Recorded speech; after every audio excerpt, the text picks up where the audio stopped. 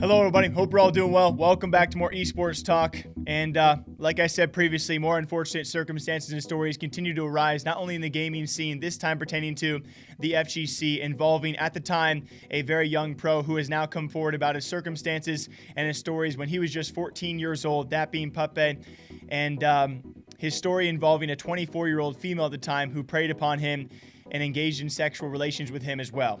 This story is going to be incredibly difficult to tell, as many others will be, and many others have actually come forth ever since Puppeh has about his circumstance, which happened, yes, long ago. It does not take away from the drastic and terrible nature of his story when he was just 14 years old being preyed on by a 24-year-old former female pro herself.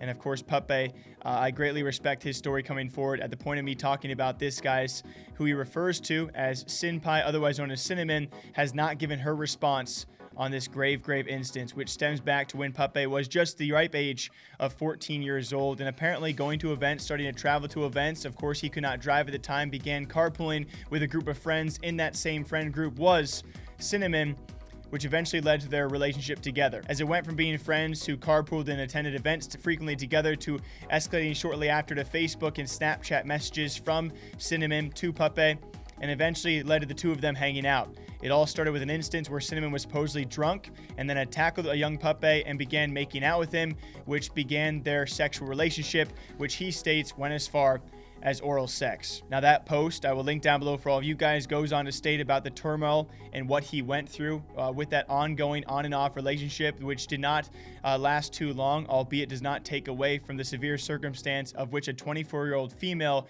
predatorily, according to his own words, preyed on this young 14-year-old kid. Pictures all over right now showcasing just how young, of course he was 14, but just to put it in perspective how young he looked when it comes down to this. Other than that, guys, there have also been video instances now surfacing of these two interacting at events. I'm going to warn all of you right now, especially given the context we know now, this video is taken so differently. I'm going to play you guys this video, and then we'll keep on talking about it. And I think he was already dead, but that was definitely the last nail in the coffin that he needed. Great way to start. Well, I'm off. All right, it was a pleasure, man. Hope I get to commentate again. I expect to get out soon. Wow, at that. Come on, man. No, I'm just playing. I was about to say. Just kind of took that for free, you know? Yep. I think Thanos personally should go Jigglypuff. I'm going to say it out loud so he can hear me. Maybe here go Jigglypuff. I don't know. I'm just saying I'd love to see some Jigglypuff. Make it a Pokemon battle. And he's not doing it. All right, man. I tried, guys. He's going to stick with the Mii Brawler.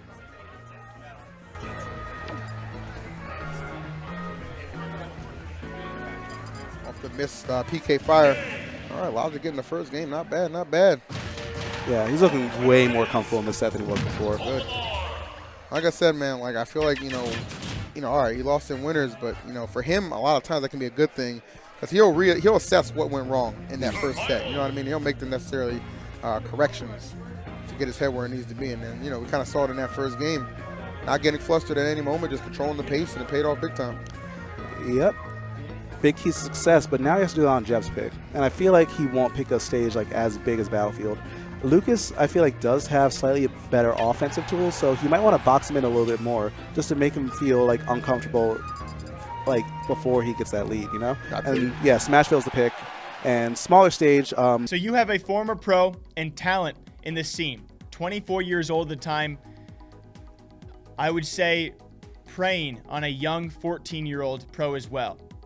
They were friends. They were carpooling together. Then eventually it led to other things, that being inappropriate messages that Puppeh has also come forward about, whether it be on a variety of social medias, which Cinnamon has now deleted, towards Puppeh, and then began their sexual relationship after hanging out one time, where she first began by making out with him, and then what Puppeh claims to eventually be oral sex with a minor. I don't think anyone watching this would disagree how wrong this is. I am awaiting Cinnamon's response. I am eager to read her response and explanation of all of these allegations against her. And I greatly respect Puppeh for coming out about this. I don't think a lot of us can imagine how instances and stories like this can affect you at such a young age, and you live with this, you have to go through this at such a young age, how that, as he even states in his own post, has impacted him mentally and his entire life moving forward. Many months back, we covered a similar case That being a female accused of preying on much, much younger pros. That time in the Fortnite scene, it was a 27-year-old who was accused of preying on these younger pros, anywhere from 16 to 18 years old. And even that, there's been nothing ever since then.